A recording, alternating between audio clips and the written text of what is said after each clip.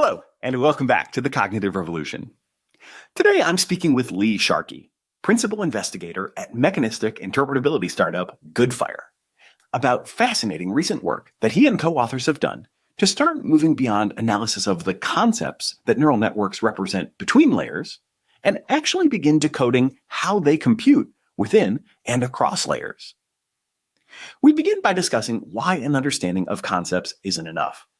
On one level, this needs no justification.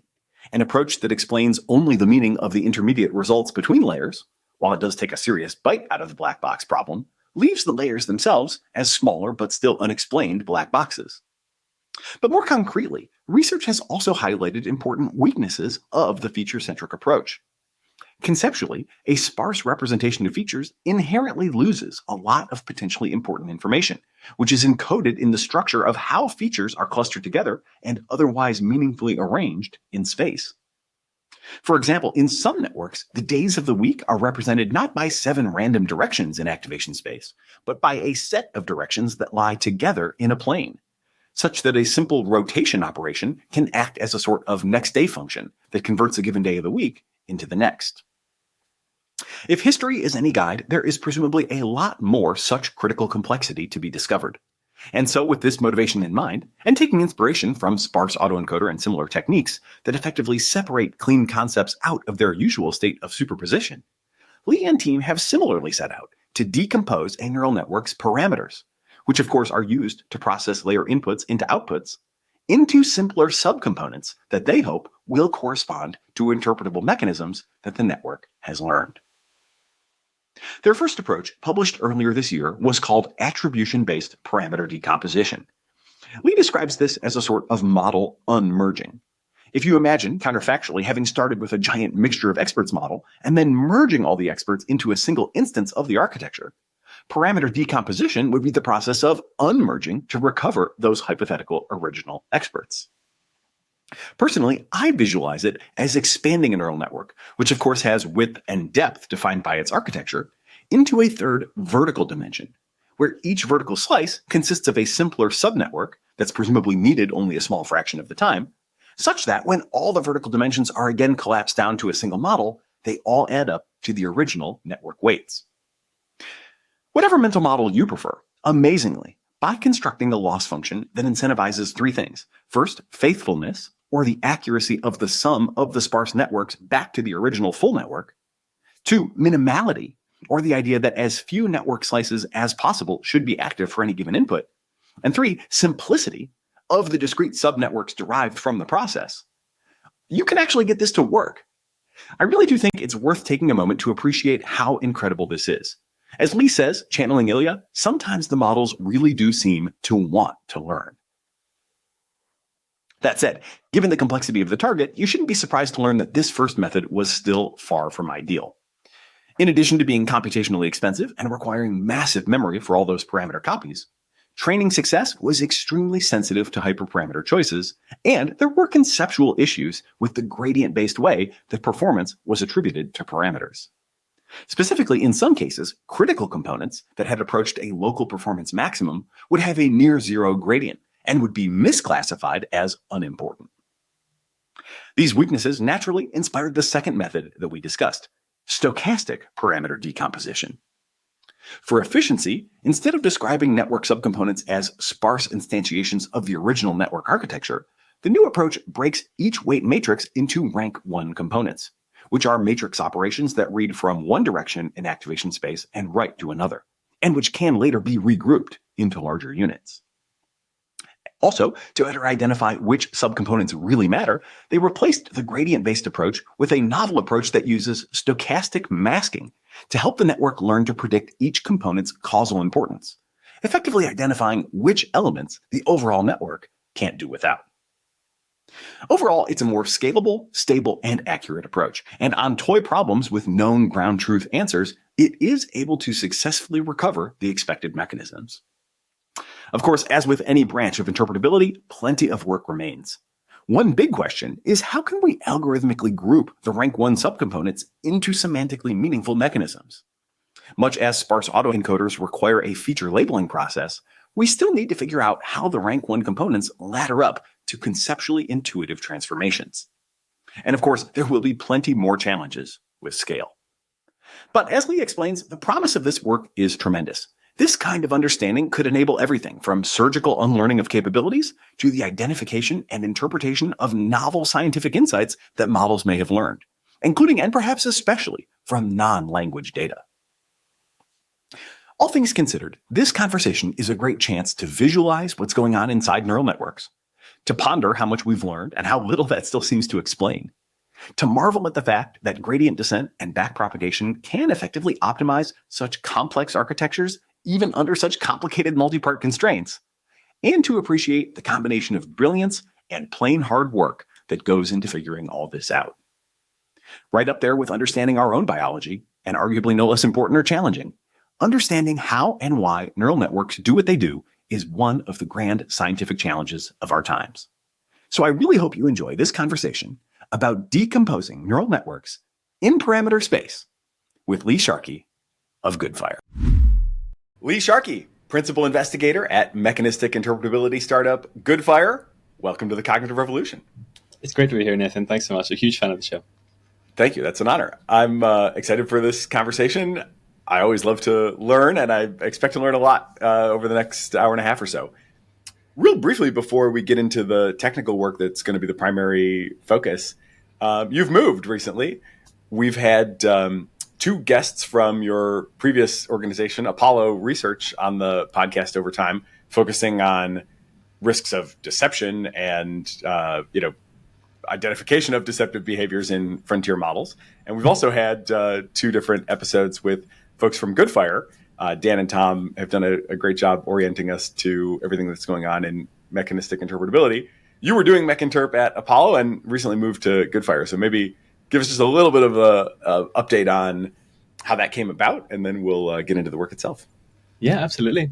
Apollo Research, and I started Apollo Research with a bunch of folks, including Marius Hobhan, who you mentioned you had on. And we started and we were focused on detecting and ideally mitigating deceptive behaviors in frontier AI systems. One of the goals there for my team was to focus on the mechanistic interpretability side of that, where if we can, read the thoughts, so to speak, of these frontier AI systems, and maybe that will give us a leg up on detecting deceptive behaviors without necessarily needing to rely on their outputs. And I think we did, I was really happy with the work we got done there, and really, love the organization we built, and really, continue to support the the work that Apollo does. I continue to be somewhat involved there. But we figured that it was probably better at this time for Apollo to really double down on the evals side of things, which left my team, which primarily focused on mechanistic interpretability rather than evals, a bit in the lurch. And so we all agreed that this was the right step. And meanwhile, say maybe 6 months before we actually decided to make this decision, I had, it seems like ancient history now, but I ended up connecting Tom McGrath and Eric Ho, who went on to co-found Goodfire together. And so I had a B character role to play in the founding story of Goodfire. And so I was obviously very aware of Goodfire and massively supported the work they're doing. I think the team is absolutely amazing. And it just felt like a really natural fit to move over from Apollo to Goodfire, and it made sense for some of the team to come along as well. So we can basically continue the stuff that we were working on there. Was it three of you that made the move? So me, Dan Braun, and Lucius Bushnack. Gotcha. Cool. Well, that's great. I assume the $50 million Goodfire raise to support both team and compute certainly didn't hurt the value proposition either, right? And we'll get into a bit more, where the compute costs are for some of this work, but everything seems to be, dependent on a healthy dose of compute. So the ability to draw those resources in from the private sector, definitely, as opposed to, Apollo being philanthropically funded. Yeah. Also, it seems like it could be a big differentiator long term for Definitely. the ability to scale what you're doing. Yep, 100%. Cool. Well, we're going to, I think, primarily focus on two papers today, one of which came out still under the Apollo banner and the more recent one under the Goodfire header. First one is called Interpretability in Parameter Space, Minimizing Mechanistic Description Length with Attribution-Based Parameter Decomposition. I think there's try not to retread well-covered ground too much. So I definitely would refer listeners who want to go deeper on that particular paper and have a really thorough exploration of it to the AXRP podcast that you did not too long ago. I thought Daniel did a great job there, and I listened to the full thing to help inform myself coming into this. I guess it seems like maybe I'll just ask you the first question. What is attribution-based parameter decomposition, or maybe even more narrowly, what is parameter decomposition? And how does it differ from the schools of interpretability that people are probably familiar with? And you can probably assume people, if they've listened to our feed much, at least are aware of the basics of SAEs. Yeah, so what is parameter decomposition then? Well, let's contrast it then with activation-based decomposition. So in interpretability, typically in the past, what we've done is we've wanted to understand what is going on inside a neural network, and so what we've done is we've collected lots of activations of how the network has processed its input data, and you've got these intermediate activations, and then it spits out an output. And what we've typically done is we started with the idea that these activations should, in some sense, be involved in different things that the network is doing in order to compute its intelligent output. There's some sort of learned algorithm that the network has learned basically to exhibit its intelligent behavior. And activation decomposition basically is the idea that we can look at these intermediate activations, piece them apart, and say this part does this and this part does that.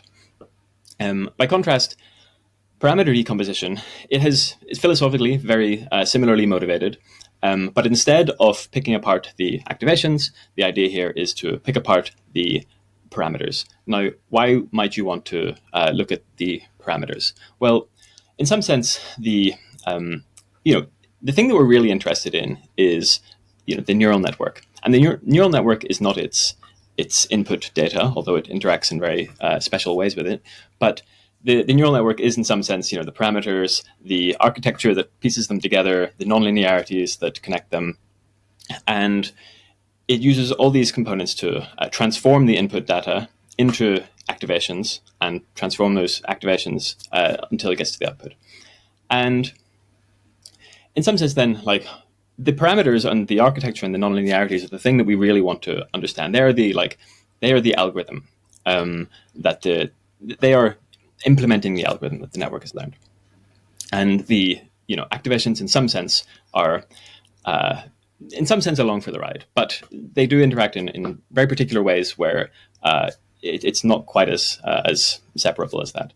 But the basic idea here then is that the network is using its parameters in different ways for different inputs, and for an input where there is a cat, it will take these inputs and spit out a cat label, say, and for another input, maybe a picture of the Eiffel Tower.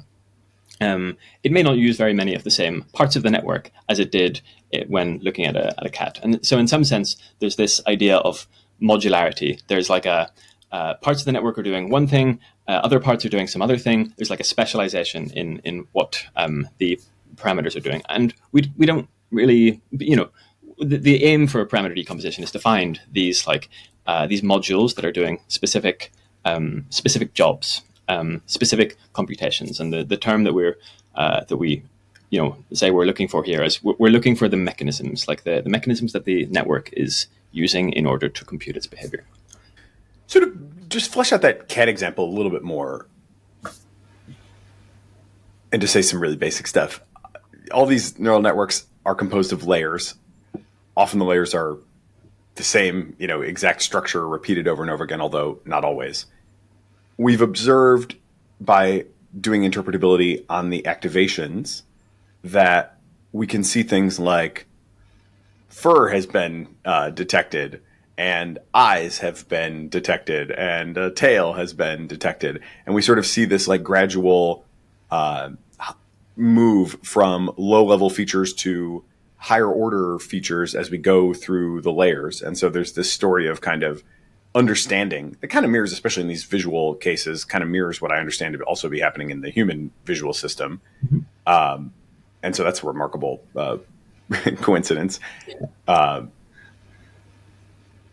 But when we are purely looking at the results of the intermediate calculations, we can sort of say what concepts are active at any particular time, with lots of caveats. Refer to earlier episode with Dan and Tom about the sort of philosophical gaps between like the labels of these concepts and the underlying sort of, what exactly is being activated there and how does it relate to the labels is a bit fraught. But nevertheless, bracketing that for the moment, we have these sort of labeled concepts that we can say, okay, this seems to, this feature always lights up for all these inputs. All these inputs, seem to be fur. And so that seems to be the fur concept that's activated. When that and the tail and the whiskers and the eyes are all, and the pointy ears or whatever are all activated, then in future layers we get the cat activated.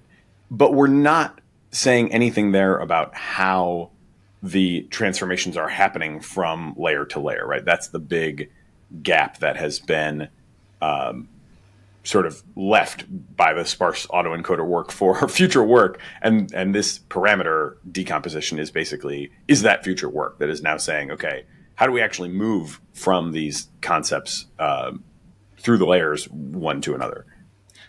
I agree with that. I'll say also that it's not the only approach that you might consider using in order to piece together how these representations at one part of the network may become other representations at other parts. There are other approaches that remain in the activation space that you might consider also using. But they both try and achieve this idea of like characterizing the computation between representations rather than just identifying the representations themselves. Maybe one way of thinking about this is like identifying the variables used in computations rather than identifying the computations. And parameter decomposition and other approaches aim to find the computations rather than the variables. So why do we need that? Why isn't it enough to say, well, we've got concepts A, B, and C in layer 1, and then in layer 2 we see concept D, and isn't that like, doesn't that tell us what the neural network is thinking, so to speak? Like, what is not answered by that level of analysis that we still need to get clarity on?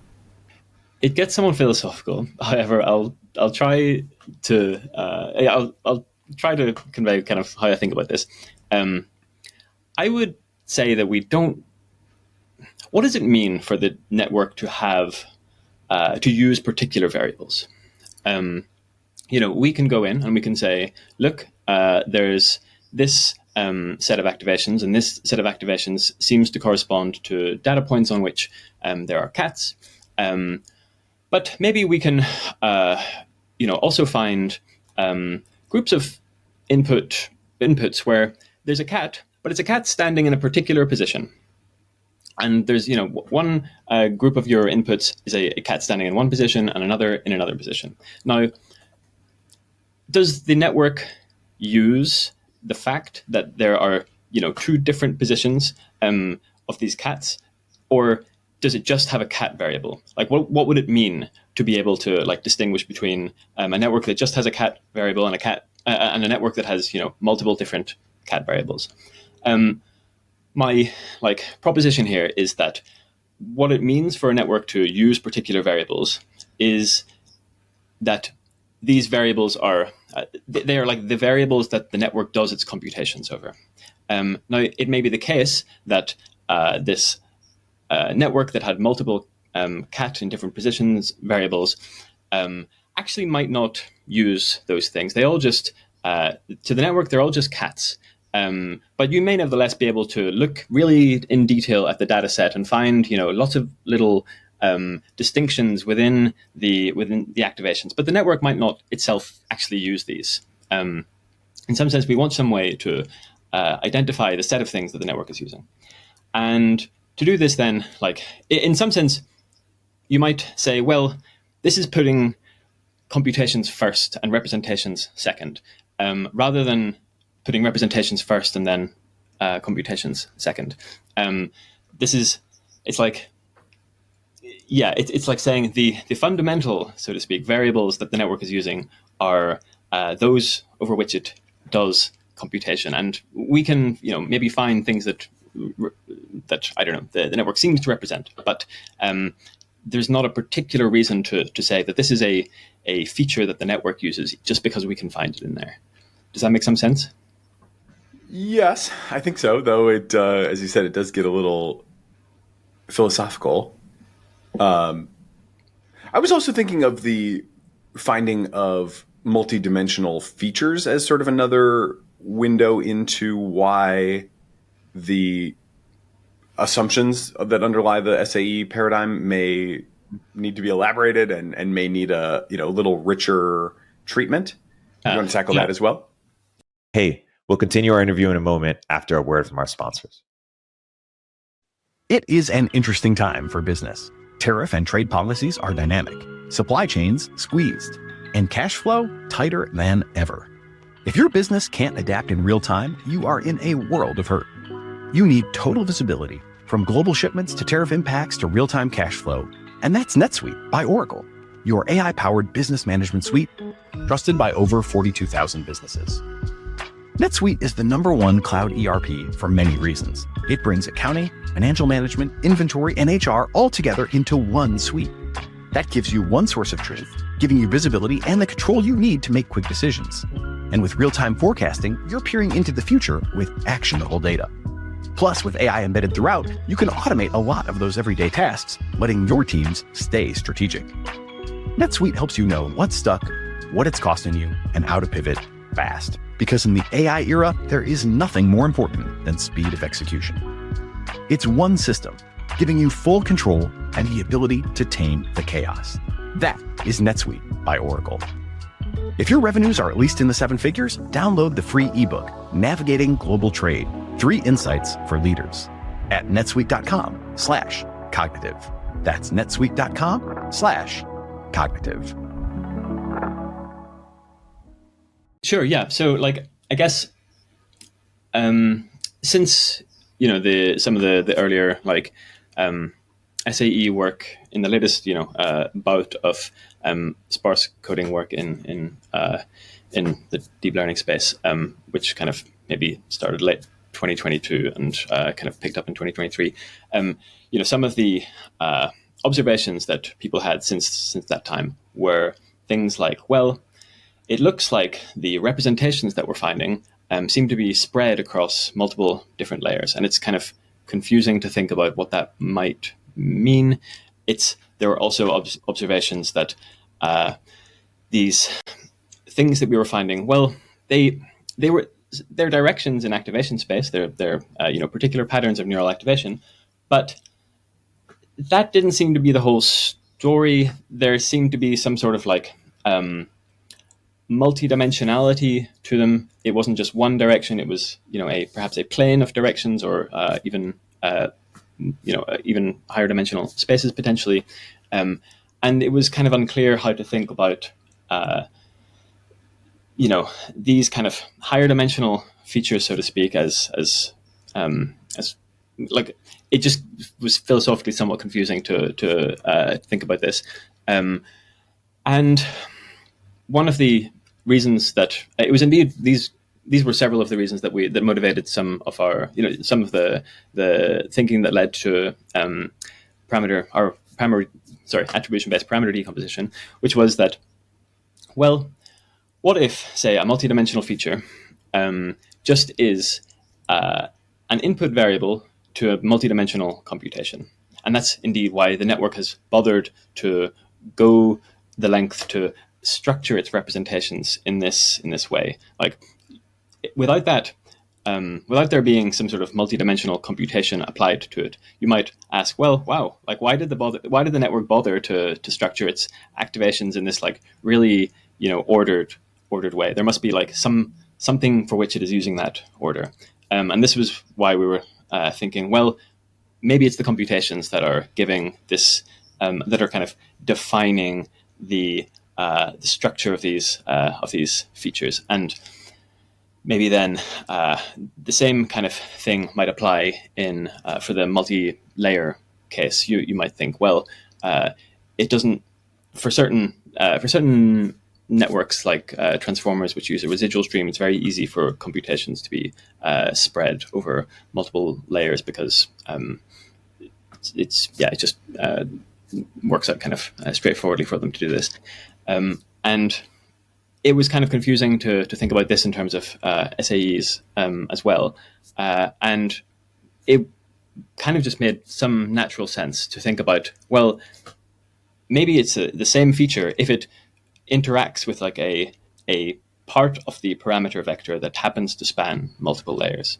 And for this kind of edge case as well, this multi-layer edge case, it just made a bit more sense to think about the computations as well, rather than representations as primal. And so an example of that is like the days of the week, or I think the original grokking result with modular addition would probably fall under this heading, where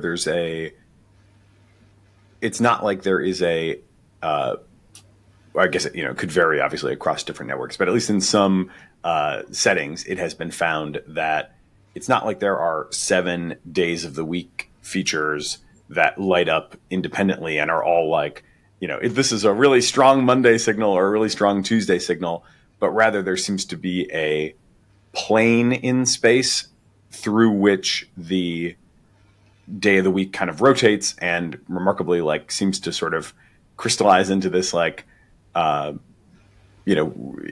the graphics on this are like pretty amazing sometimes, where it's like you pretty much divided the circle into 7 equal shares, and each day of the week has a different direction in this plane, as opposed to, each of them having their own independent linear directions. And basically, I think the same mechanism seems to have, or a similar structure, if not the same mechanism, has been found in the grokking result, where to do this modular addition, things are first kind of translated to a angle, then the angles are added trigonometrically, and then the result of that trigonometric calculation gets mapped back onto the final number.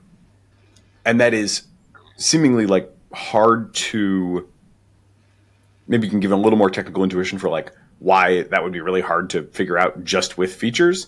But it seems like it's on some level, it may just be that, I guess I don't know exactly what you would find if you applied the standard SAE methodology to one of those things. Because if I'm not oversimplifying the standard SAE methodology, you would be expecting to see these like 7 distinct features, or, in the modular addition case, you'd expect to see like, I'm not even sure exactly what you'd expect to see, but I don't know that you would expect to see a sort of a cyclic trigonometric structure if you were looking for all independent features. Yeah, I think it's probably easiest to think about the days of the week case. So to be clear, it can be both, that there is both a multidimensional aspect to these like representations, as well as individual days aspects to these representations. And the reason is that sometimes you might want to, in some tasks, you might want to say, well, the day after Tuesday is, and you might just apply the computation that rotates the day of the week feature, because now you've just got one mechanism that you can apply to every single day of the week. But you might just, in some settings, you might really just want one day. You might just say, I was on my way to the shop on, and there's really just, one direction that you want to say here. Say it's Monday. And so in some settings, you may just want computations that apply to these individual days, and some settings where you might want these higher dimensional computation, this kind of two-dimensional one that might rotate it right. And this is, I think, an important aspect of parameter decomposition. There's not like one basis that you might use to interpret, the whole model in. It's more that there are steps in an algorithm, and sometimes these steps will, I guess just sometimes some steps will be useful and others will not. And I guess let's see. So the SAE kind of approach might not find this like shared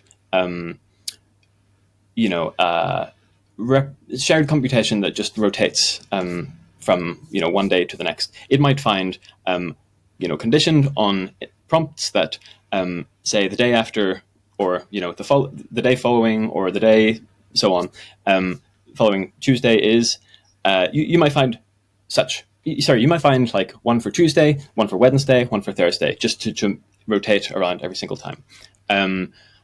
This is just because it's kind of trying to find sparsely activating parts of the data set that have a particular shared property.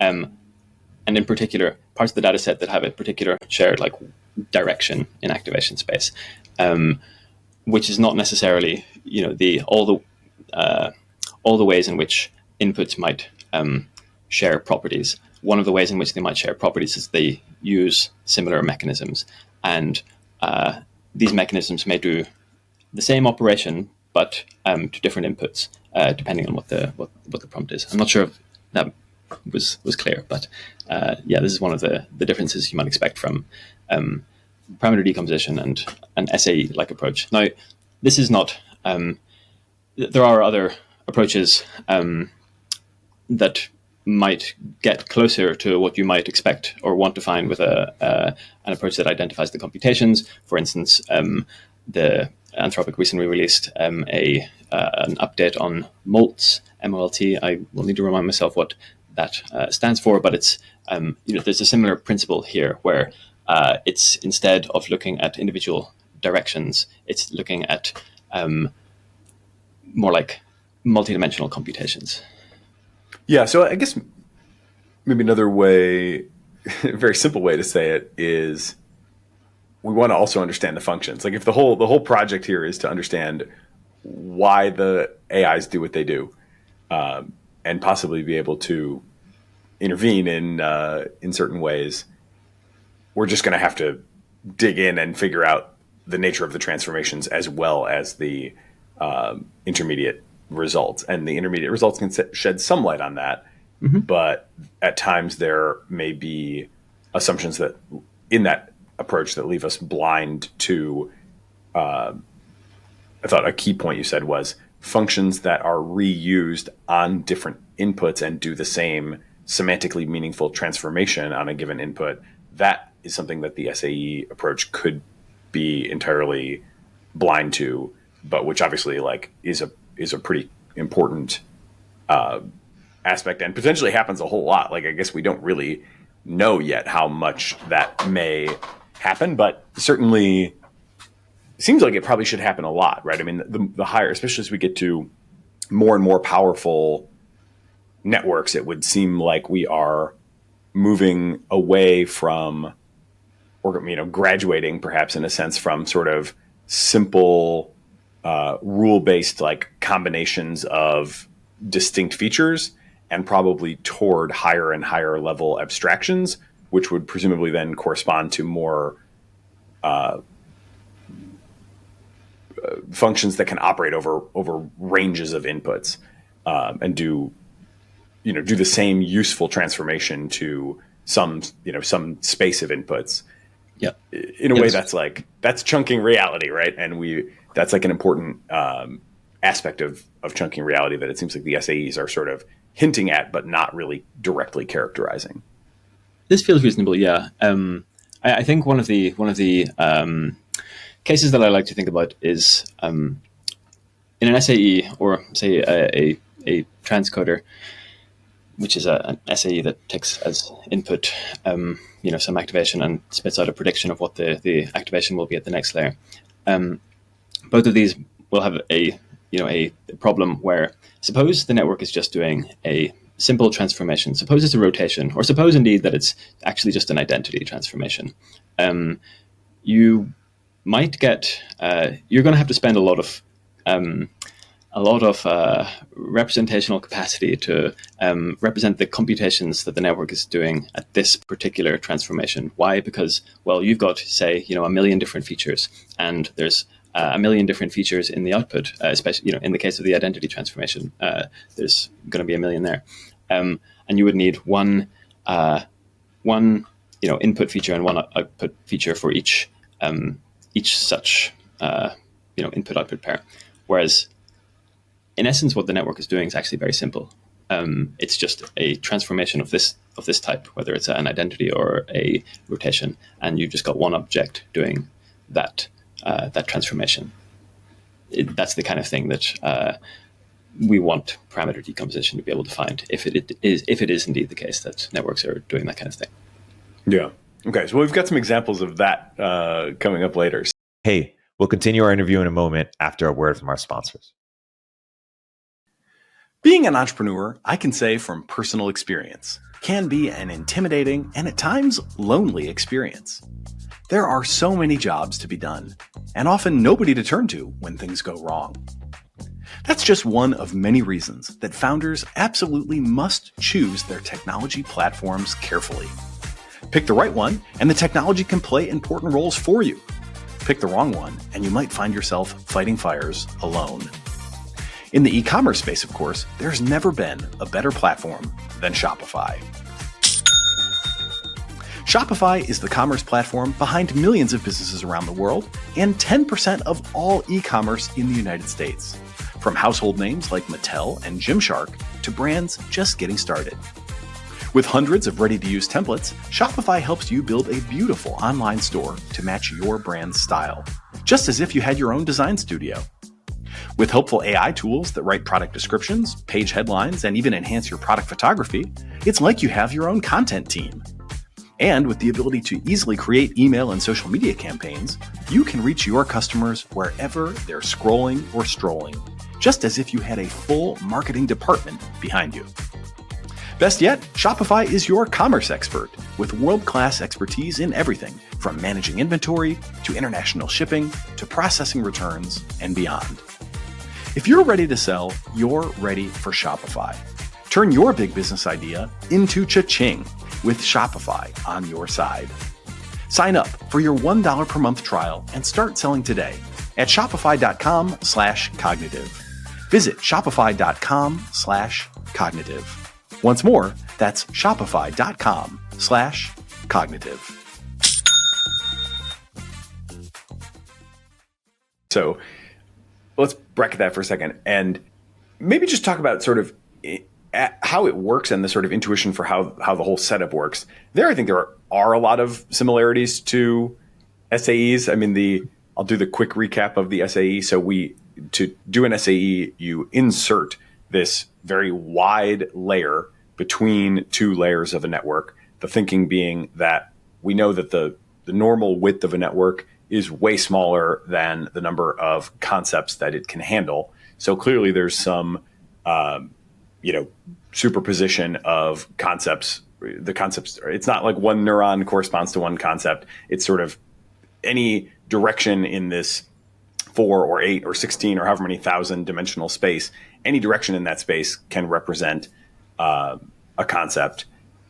And so the goal is to untangle those into a sparse thing. And for that, you need this really, really wide layer. So you train through this reconstruction loss where the goal is to project out into this really wide space, but have a sparsity term in the loss function so that, some small reasonable number of truly relevant features are activating, and then project back into the dense space so that you are recovering the behavior of the model, but then can look at which things are activated, and then you go through this labeling process at the end of that to say, okay, here are all the inputs that led to this particular thing lighting up. Like, what does that in fact seem to be?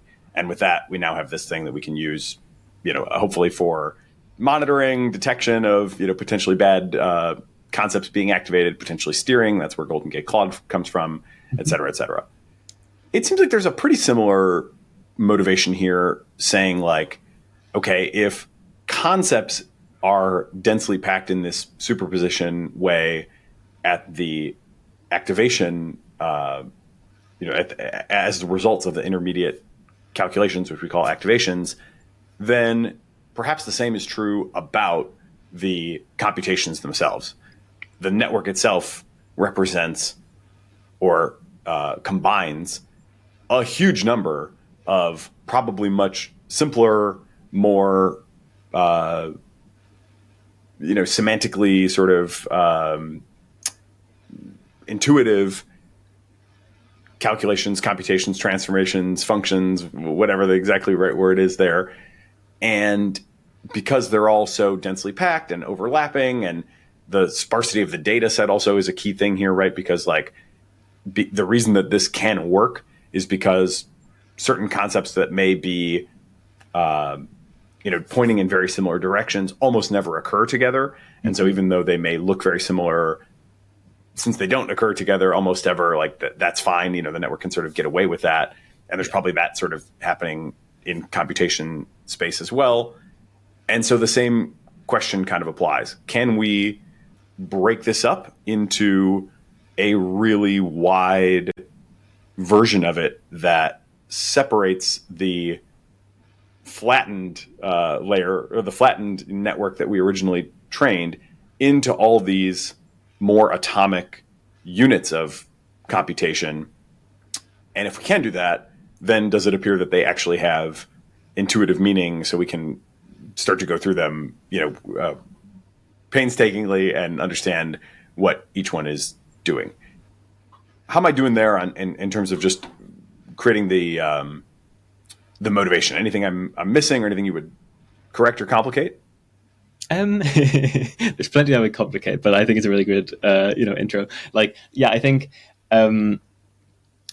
think that's just the right way of thinking about it. We think that there are many different computations going on inside this network, more indeed than it has neurons. And the way the way we think networks can do this is that they, spread their computations out over their computational units, where these computational units are the neurons. And so by spreading it out, you kind of get some nice properties such as, avoid, even though you might overlap with other computations, and because you've spread this out, you can kind of suppress this noise that comes from this overlap, and you don't necessarily need to. You can basically fit more in because you're kind of silencing the stuff that you don't really want to be there, the kind of computations you don't really want to be active right now. It's very similar principles to the idea of representation and superposition, but just brought into computational space. I think the other thing that you mentioned, it's kind of there's this extra layer to what the network is doing. We've kind of split it out into this. It's not just we don't just have a layers and width dimension anymore. We kind of have this this extra dimension where you're asking what computation is what computations is the network using at this particular layer, at this particular, in this particular width dimension as well. And this does have precedent in other areas of deep learning. Mixture of experts is a kind of example of this, where you have layers, you have individual networks, but there's kind of, you can do different computations at the same layer, at the same neuron dimension, so to speak, depending on which expert you use. And so there are senses in which this is kind of suppose every single network is just a big mixture of experts that's been smushed together? Can we separate out the experts? One way I've heard it described is it's like model unmerging, where model merging is just like you've combined these two networks that do different things into one network that can do both. And we kind of want to do the opposite. We want to, split this network out, this network that can do many different things, out into networks that can only do one thing, or as small a number of things as possible. Yeah. So the setup is to actually do the training of this, to start to actually do this splitting. I think your work does a great job of really emphasizing the loss functions. And so the constraints that you put on this are, first of all, that and I think there's a couple different versions of it. We'll maybe start with the first one, and we can explain how the second one is new and improved and better in a couple different key ways.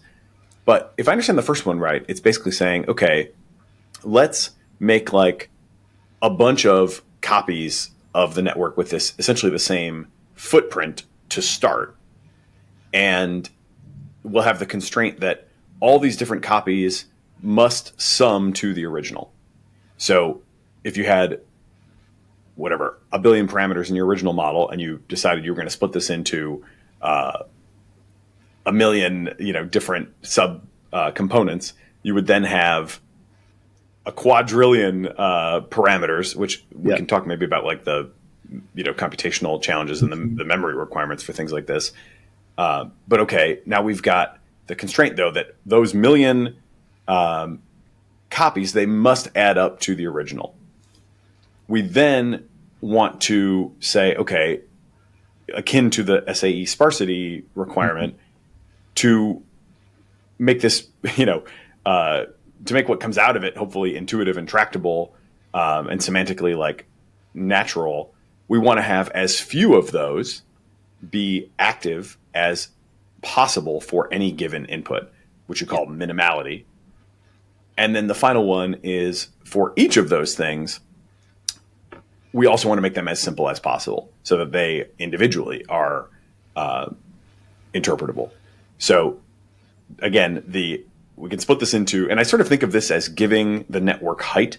Obviously we have, width of the network is sort of how many neurons it has at each layer, and depth is like how many layers it has. I think of this as sort of splitting it into a vertical height dimension, where instead of having all this stuff, happening in the same, track of computations in a way that we can't untangle, we're now untangling it into all these different, hopefully, atomic computational subcomponent units, only a few of which will be in use at any given time.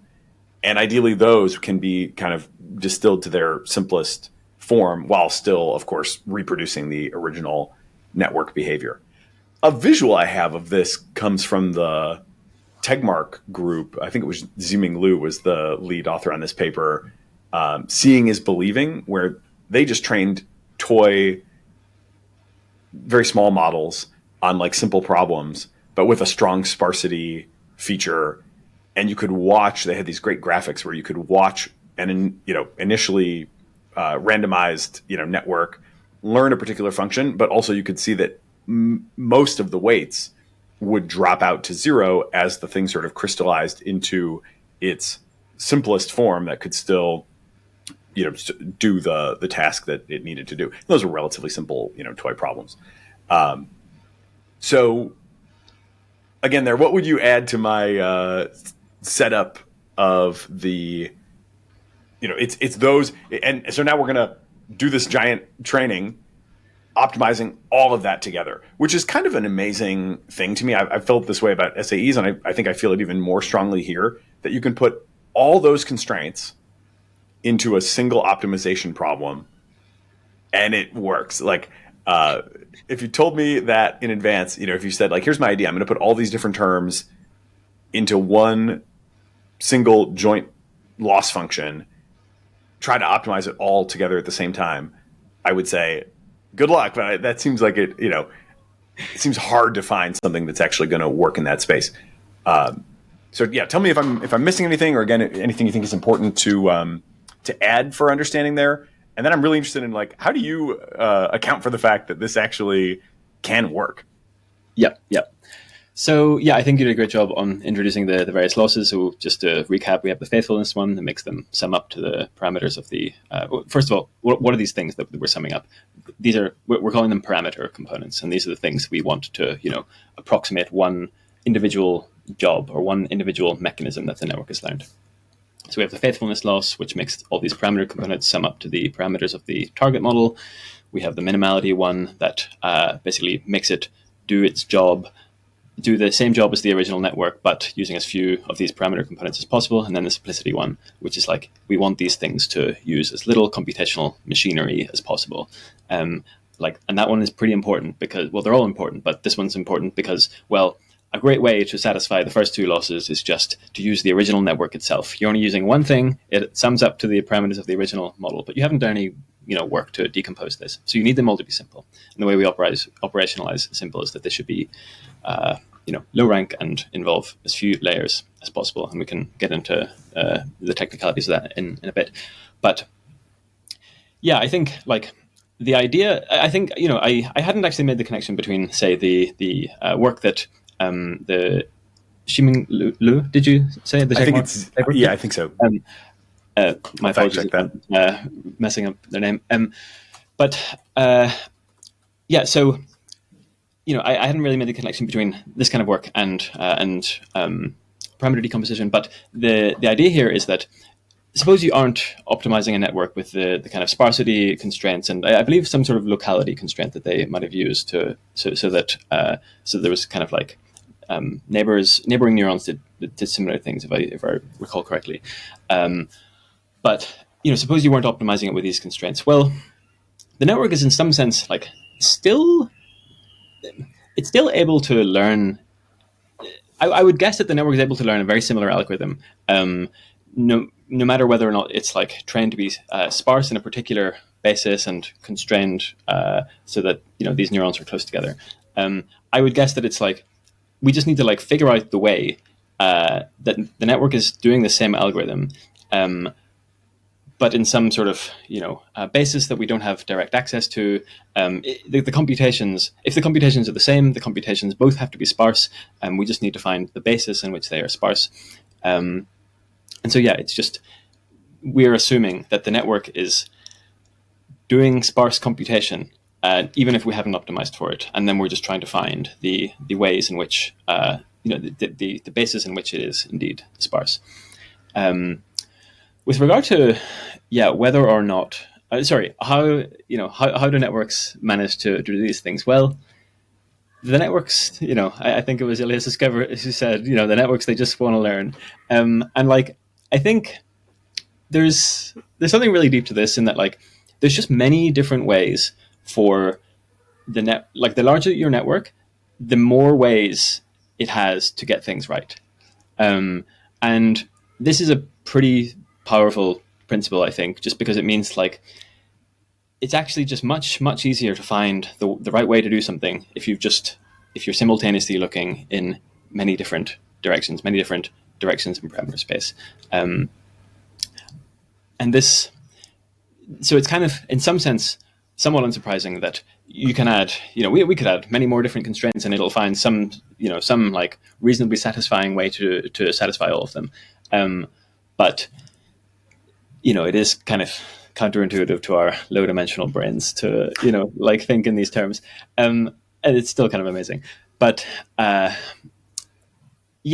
should also qualify this and say, well, the algorithm that we're talking about, attribution-based parameter decomposition, which where your parameter components are very large and it's very computationally expensive, and where the algorithm is basically has got a bunch of problems, it is like still somewhat hard to get this particular algorithm working, which is why we ended up doing future work. And so even though it is still kind of amazing that they can find some solution that satisfies all these things, it's caveated with the idea that, well, at least for this algorithm, it was at least somewhat hard for that algorithm, but less so for others. Yeah. Well, one practical question on the faithfulness concept, which is the idea that all the different vertical dimensions, let's say, of the identified subcomponents, that they all have to sum up to the original. Can you help me just, I guess, develop my intuition for exactly what's going on there? Like, and I should say, most of the problems that you've worked on so far, I'd say we're kind of at roughly, you could, again, complicate this, but it seems like we're roughly at the toy models of superposition phase of this work, where the models that we're studying are rather small. And that, a big question, of course, is going to be like, what does it look like to scale this up? But so it's not like a million layers yet is the key point there. Yeah. But when one parameter in one particular layer gets turned up, that means that same parameter position in all the other layers has to be turned down by the corresponding amount, right? In these different parameter components, yes, so long as they all sum to the the parameter. Yeah, and I said layer there, but I meant vertical layer, which is a concept maybe we should retire. But I am thinking about it in this like vertical visualization, I guess, for myself. Yeah. One thing I wasn't clear on there, and I was thinking about this concept of attention sinks that I've seen in the past, where we're calling this on the fly, but like it's been found in certain cases, at least, that having a few sort of junk token positions at the beginning of a transformer can be really useful, because in the absence of that, aka in the normal approach, you got to look back to something in attention. And so whatever tokens happen to be in those first, 5 to 10 token positions become really important, because everything kind of has to look back to that. And so the introduction of this like buffer, which they called an attention sink, was a way to say, let's not overweight the initial tokens of this sequence. In some cases, you might just want to look back to sort of nothing and kind of recognize that like these initial tokens aren't actually like super critical to predicting what comes next. So let's not, force all attention to kind of land on those initial tokens. And that attention sink concept, I was kind of wondering, could there be sort of a junk sink concept in this setup where, like, how do I not end up in a situation where the new subcomponents that I've created are learning whatever they're learning, which is recreating the initial model behavior, but maybe some of the other layers, which would never need to get used, are in fact just sort of taking on the opposite of whatever the ones that are actually doing the computations are learning? And could that create a sort of conceptual disconnect where my new vertical layers are learning computations? Yes. But how do I know that those are faithful to, I know that they still sum, in that sense of faithfulness, they still sum, but maybe like the computations that have been learned in these layers could perhaps be like quite distinct from what is happening in the original network.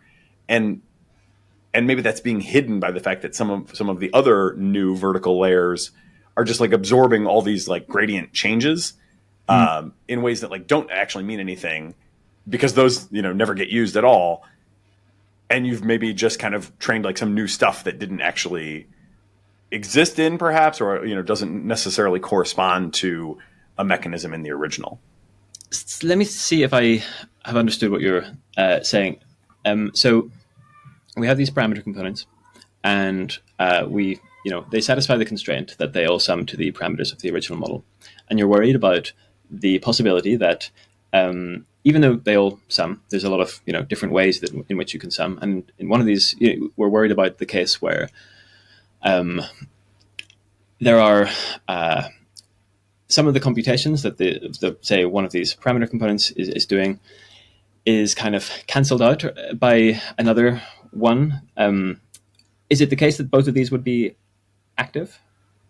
Well, I'm assuming that if there is sort of a junk sink component, that it would presumably very rarely be active.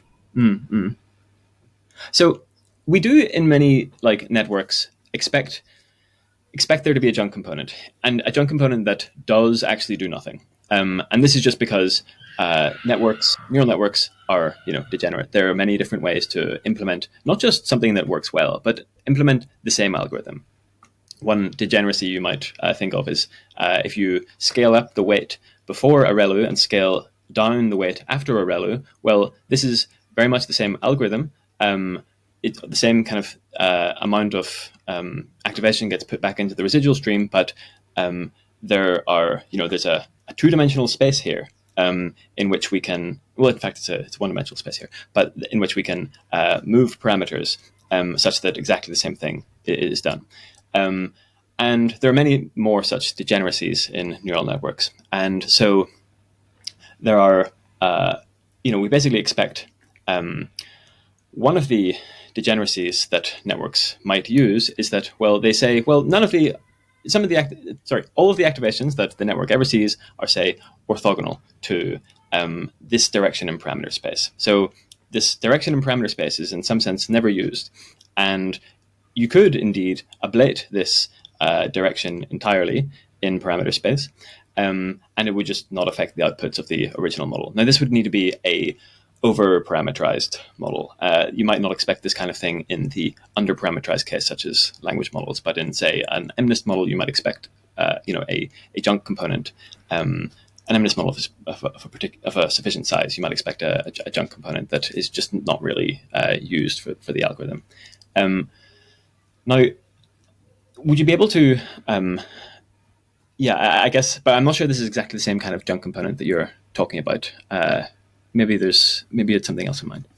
Well, I guess maybe another way to frame the question is, how do you know where the real learning or algorithm, where's the real learning happened? Where's the real algorithm implemented? Another kind of inspiration for this question is going back to like some of the Neil Nanda work on like the Othello board state type thing. I recall that there is at least the possibility of confusion where you want to know like what is being represented inside the model, but if you train a big detector model on the internal states and try to predict board state from the internal state of the model, it's at some point you're like, well, maybe my new network has learned to do that, but that doesn't really mean that my original network had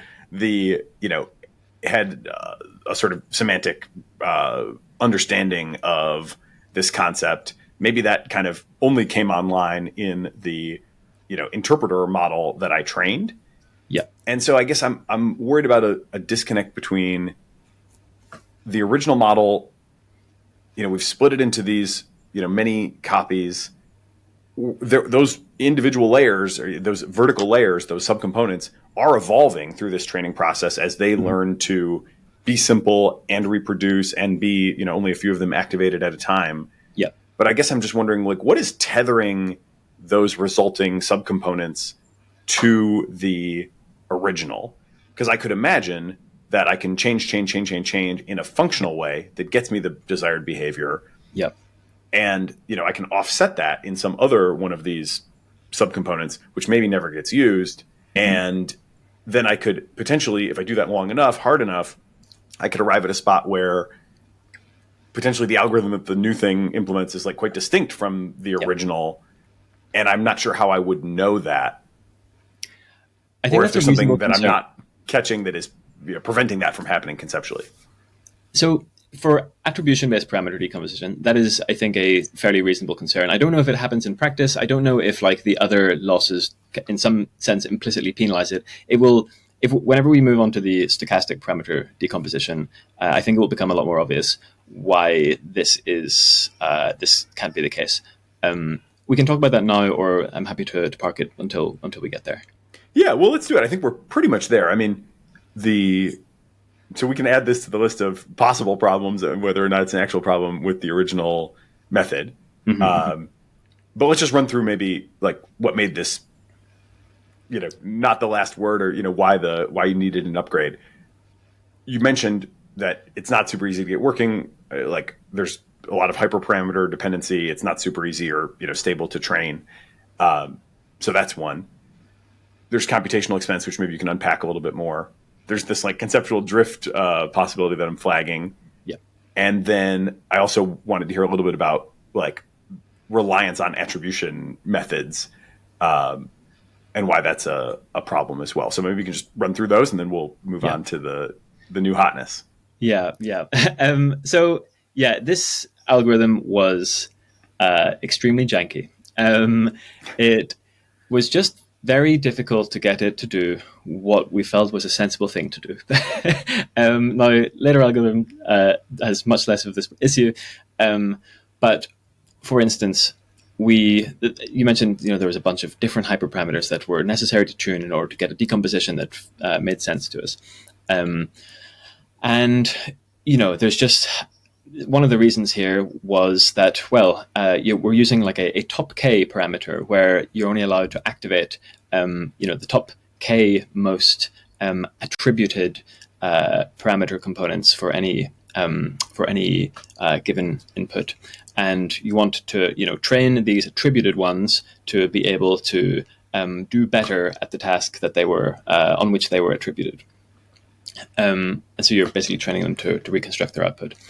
And so, this top k parameter is one of the very fiddly things to get right here. It's very the discontinuous, basically. You can because you can very quickly go from one component being active to you slightly update the parameters ever so slightly such that another one comes online instead of that one. Well, now for a very small nudge in your parameter space, you've got a very different output. Now you're implementing a very different function for a very small change in parameter space. So that's just inherently hard to optimize with gradient descent. Another issue is just like the sheer number of different hyperparameters. But I think the other main one is these. You're really relying on your attributions to be right, and if they're in some sense wrong or in some sense systematically biased, you might end up. There may not even be a kind of stable optimum for in your training landscape, because if your biases, suppose you were at a good point in your training landscape, but your biases were slightly off. They might nudge you, somewhere else, and then you might move over there, and your biases are systematically, biased in some other. Sorry, your attributions are systematically biased in some other way, and so it might nudge you somewhere else. The biases, the attributions that we were using were gradient based, which there's some intuitive sense in which this is kind of capturing what we wanted. What we wanted was some number that told us this was how important this parameter component was on this input.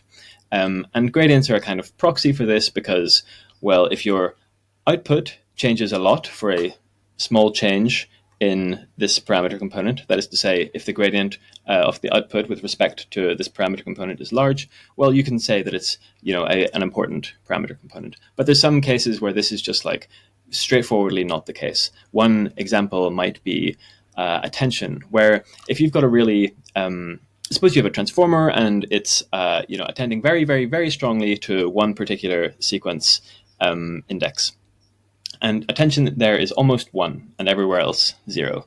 Well, if you nudge the parameter component that is responsible for this very strong attention to this sequence index, you nudge it by some small amount, the attention is basically saturated here.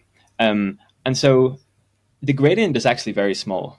It's actually not going to move your attention by very much, despite this being a very mechanistically important parameter component because it's implementing such strong attention.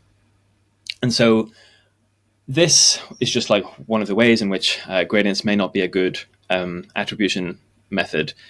We actually just want some other method that tells us more accurately how important was this parameter component. And this was one of the developments that we introduced in the follow-up paper on stochastic parameter decomposition. I think that's a perfect transition. So that brings us to stochastic parameter decomposition.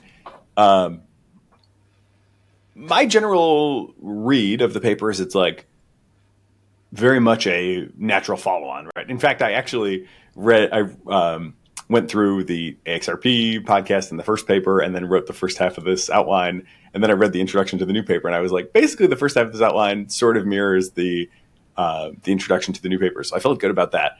So it's basically same goal, same concepts, same, not exactly the same loss functions, but sort of same conceptual constraints, just operationalized differently this time, and addressing the weaknesses that you just ran through in the first case with better results. So maybe take us through it. I do have some questions on kind of the intuitions for some of the decisions, but take us through the set, what's new and improved first, and then we can kind of unpack exactly why you did it. Yep. So one of the new things is in the headline, stochastic parameter decomposition. And the stochasticness relates to the replacement for the attributions in the previous paper. Now, it's still reasonable to think about.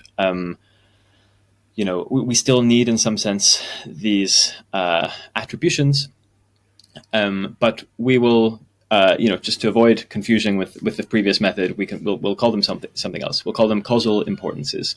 If something is causally important for the network's algorithm, it should be attributed, and we just want something that will let us approximate how causally important this subcomponent is.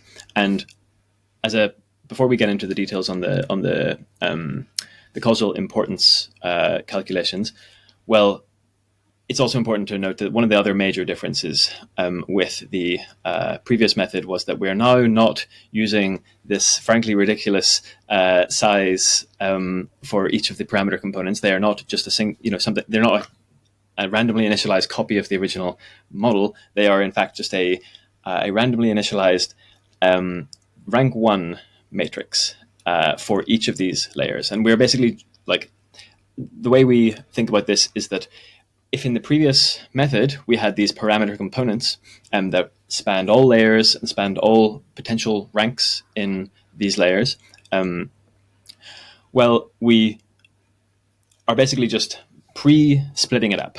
We're saying, pretend everything was just localized in rank 1 matrices in one layer, and later on the idea will be that we group these things together back into full parameter components, such that if we did indeed have rank 2 parameter components or parameter components that span multiple layers, we could indeed find them, but post hoc, after we'd grouped these things together. So those were two of the major differences between the APD, attribution-based parameter decomposition, and SPD, stochastic parameter decomposition. And so it's probably now reasonable to get into the causal importance calculations, which is where the stochasticness comes in. Can we take just one more second on how you're breaking the original network down into these rank 1 components?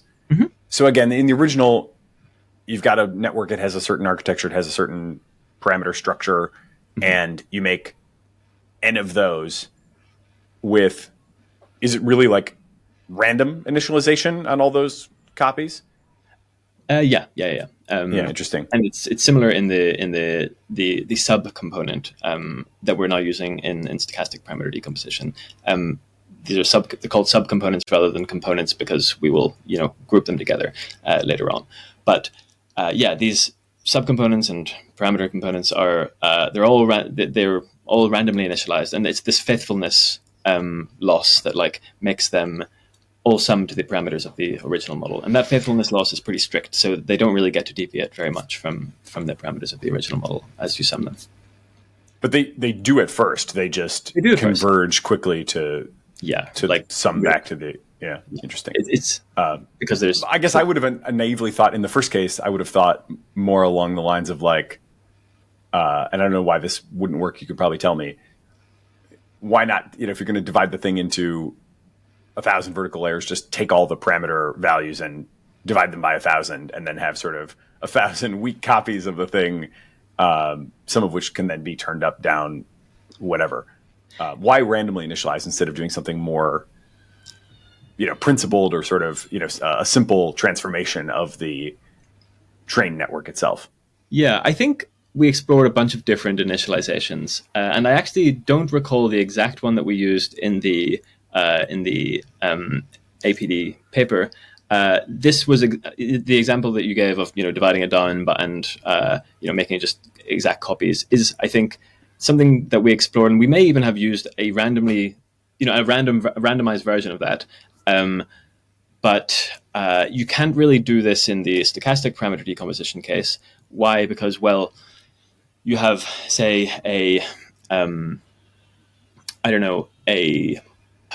guess like one of the ways you might consider doing this is having a 1,000 by 1,000 matrix and dividing it up into, say, 10,000 subcomponents. Now, I don't know if there's a guarantee that if you sum up all but one of these parameter components, that the remainder is also rank 1. Does that make any sense? So there's like, you assume that your 10,000 subcomponents sum to the parameters of the original model. And the idea would be, well, we might as well just constrain this sum to be exactly the parameters of the original model. And so what we'll do is we'll just take the sum of the first 9,999, and then for the remainder, we will just let that be whatever exact, makes exact this sum, to be the parameters of the original model. But I think then this final one may be of arbitrary rank. That feels intuitive to me, but I'm not sure if it's 100% true. But it feels like that one may be of arbitrary rank. So if we want them all to be rank 1, then we can kind of just randomly initialize. There is a slightly more involved randomization. Slightly more involved initialization, such that they do point in similar directions to the original model, such that their cosine similarity with the original model is not, it's at least not negative at initialization, despite being rank 1. But it would the details of that are probably not super important. It should just work with random initialization. Yeah. So how should we think about these? It is, the original setup is like pretty intuitive to me to sort of envision, okay, I've got this thing, I split it into all these vertical layers. Each one, gradually over time becomes simple. Not that many are active.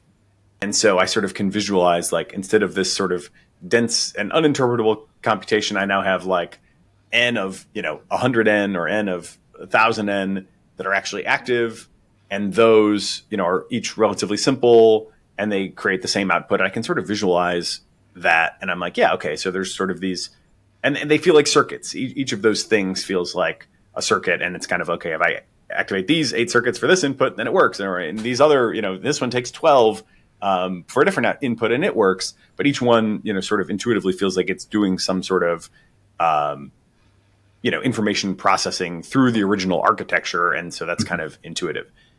Here, I'm a little less able to tell that story, because I'm like, at each layer, we are breaking up whatever matrix exists at that layer into a bunch of rank 1 parts.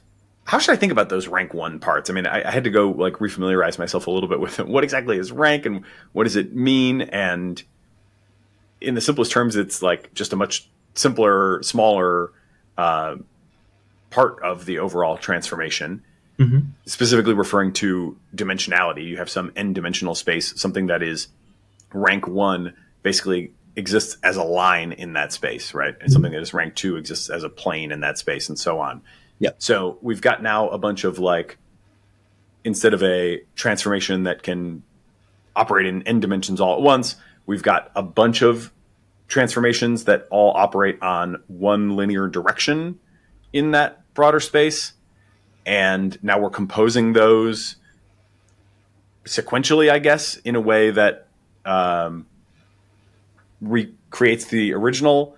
But how should I be thinking about those rank one things. Like, why do that? I guess. Yeah, I guess like I don't really view them as very fundamentally different. So suppose consider the case in the old algorithm where we have this parameter component, and this parameter component can span all layers and all potential ranks. But one of the penalties that we were emphasizing was this like simplicity penalty, where we don't want it to involve too much computational machinery. We want to be able to study it.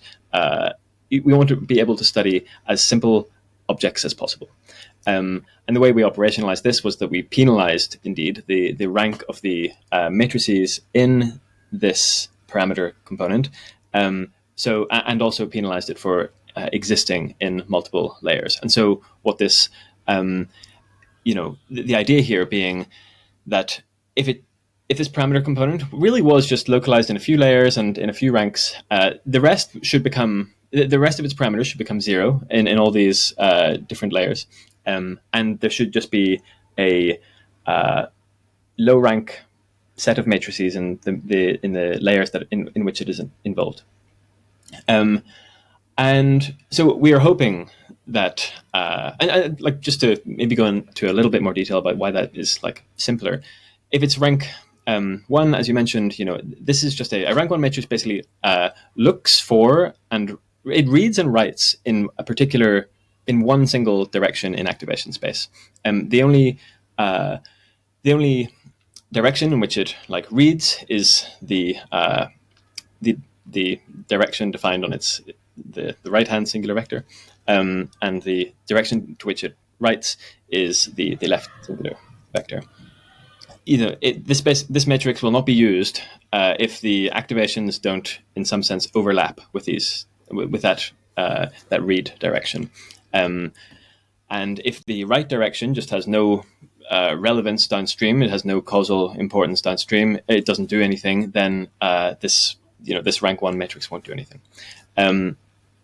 So given that we're already looking for these like rank 1, these low rank like matrices in these full parameter components, the idea of stochastic parameter decomposition is that we can, well, one of the ideas we introduced in stochastic parameter decomposition, it's not a fundamental part of the algorithm, but the idea that we introduced here was that we'll just start with these low rank versions of the parameter, of the subcomponents, and then later on we can like aggregate them such that if we want to combine two in order to create a rank 2 parameter component, then we can do that.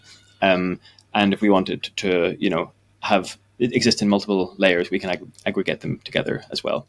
And so they're really just chunked versions of the same fundamental object, this like parameter component, this vector in parameter space. But one is just something that we'll group together later on. Okay, well, let's come back to how the grouping is done, because I think that's another quite vexing, potentially quite deep question. But for the moment, okay, so we've broken the matrix into, if it's a rank n or an n-dimensional space, we've now got not just n, but actually could be more than n rank 1. So how about a little help on that intuition as well? Yeah. So yeah, it's one of the core ideas in the representations and superposition line of work is that there are these features in activation space that, and there's more that each individually represent a single feature, a single thing in the world, but there are more of them than there are neurons that represent them. And the same idea holds true here. In parameter space, we can represent more directions in activation space by using just more rank 1 matrices. And this gets back to the read and write direction. So if we want to read from more directions than we have neurons, well, we just have more ranks than we have dimensions in our activation space, more ranks than we have columns in the matrix, and so we're like it's possible for this to read directions, read these representations in superposition if we have more of these rank 1 matrices in our individual matrix. The idea then is that these rank 1 matrices are what will implement individual or parts of individual computations that the network is doing to compute its behavior, but only whenever the challenge is basically to identify which ones are important for a given input, an input data point, and when it's not important, and that's where the stochastic calculation of the causal importance comes in, which I can get into Yeah. Maybe one more question before we go to the causal importance. We've broken these things into all these and there's like an interesting question too of like, what is the ratio of how many of these rank 1 subcomponents do you need for different size and complexity of original network? In the relatively simple problems studied so far, like that ratio isn't super high. I'm kind of wondering, is that ratio going to become like extremely high if we get into the language modeling space? It seems like probably yes. Potentially, like we will probably have more computations than we have neurons. That's just the name of the game in taking things out of superposition. But one of the questions that I ask myself often is, well, maybe, like, is it going to be more or less efficient than, say, the dominant approaches, at the moment, and like these dominant approaches, maybe say sparse autoencoders, transcoders, cross-layer transcoders, and so on. And like the basic question here is, well, is it going to be more or less efficient? And like, it's unclear, but I think there's reason to believe that if indeed this is a reasonable way to decompose networks, there's probably going to be like fewer of these subcomponents than there are, say, latents in a sparse autoencoder or a transcoder or so on. The reason being that where there's no upper bound to how many latents you can have in your sparse autoencoder or your transcoder, and whereas there is a kind of an upper bound on the number of parameter components that you might have. Why? Because, well, they have to all sum to the parameters of the original model, and this prevents you from just like adding in an extra component or an extra latent and just like cranking up your reconstruction loss.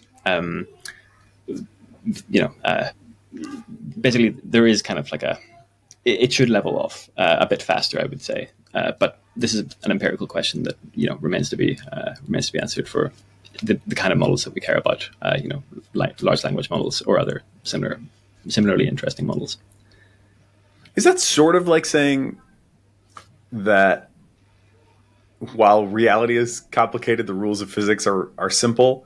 Like the sort of the number of fundamental transformations, the number of sort of fundamental functions that are used to carve up reality should in theory just be a much reduced space that can then operate on like many more inputs. Maybe. Sort of thinking like Platonic representation hypothesis type notions.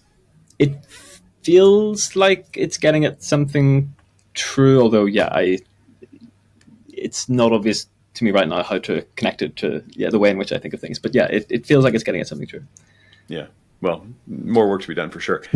Is the and how expressive can these rank 1 things be? Like they can represent, for example, a rotation.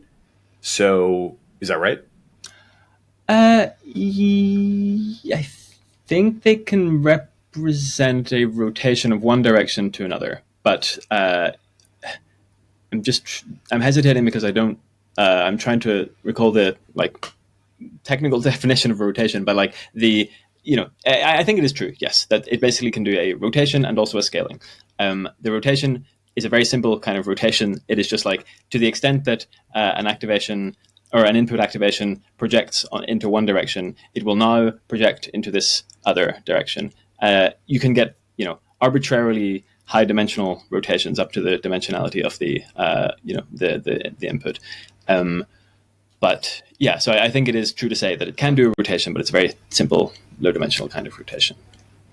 But that would be enough, for example, to handle the transformation of like Tuesday into Wednesday with a sort of next day operator. I think we would basically need two for this particular transformation, because these variables live on a plane, and so you basically would need to project two directions in a particular way. Whereas like if it were, you're basically leveraging two such one-dimensional rotations in order to do this two-dimensional rotation, I think. So this gets us back also to the grouping concept being quite important. So let's come back to that again in a second. I think I've belabored the rank one thing enough. We've broken this thing up into some ratio greater rank one subcomponents from the original n-dimensional matrix. Now tell us about this swap out of the attribution method to the causal importance learned estimation of the causal importance. Yep. So one of the ways you might think about what the attribution method was doing was that we wanted something that said, well, if we turn this parameter component off, it shouldn't really affect the output. And so the way we did that was just we literally did turn them off and only kept on this top k parameter components. And what this is like really saying is that it shouldn't really matter if this parameter component is on or off. It could be on to its full extent, or it could be off to its full extent, or anywhere in between, and it really should not affect the output. The top k approach was just not really great at optimizing for this, such that if you did turn it on like a little amount, it probably still would do stuff. Whereas what we're basically doing in stochastic parameter decomposition is we are in fact learning a function that predicts for a given input if how ablatable is this, how turn-offable is this subcomponent. And if it is turn-offable, then again, it shouldn't matter how much we turn it off by. It is just causally irrelevant. And so we have this causal importance function that predicts this one number, how causally, we call it the causal importance value for this subcomponent on this data point. And it is just a number between, supposed to be between 0 and 1. And to the extent that it is 0, we can basically randomly mask this subcomponent on this input anywhere between 0 and 1. That is to say, we can turn it on randomly anywhere between 0 and 1. And if this causal importance value is 1, well, then we don't really get to randomly mask it at all. It just has to be on because it's really, really causally important. And so the way, we literally just have a neural network that spits out this one number for each subcomponent.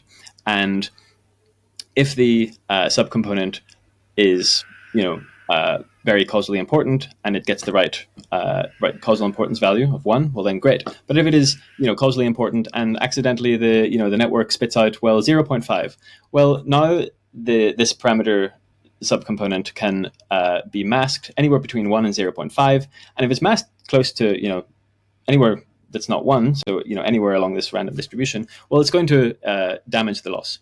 And so what this means that gradients will be able to flow into this causal importance function that produced this number using basically the reparameterization trick to let us basically pass gradients through this random sample, and basically output this random distribution such that it actually does learn to approximate how ablatable this parameter component is for a given input. And I think this was not my idea, but I think it's a really great idea that I actually haven't seen elsewhere in the the attribution literature, and I think it has applications far beyond just the approach where the interpretability approach we're having here. It doesn't have to be applied to parameter components. It could indeed be applied to parts of an input image, and in the kind of way that attribution methods have been done in the past. We haven't done that ourselves.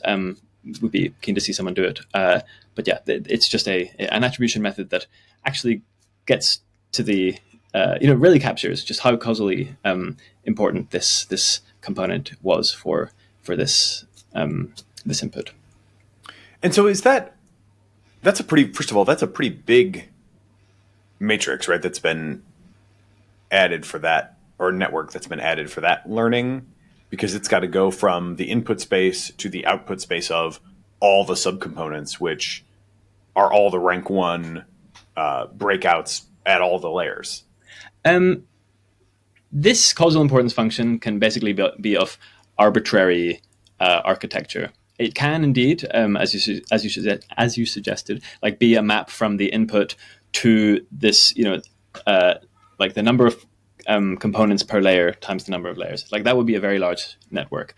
This is not, in fact, how we implemented it in the paper. In the paper, we just had a very, very small, 16 parameter.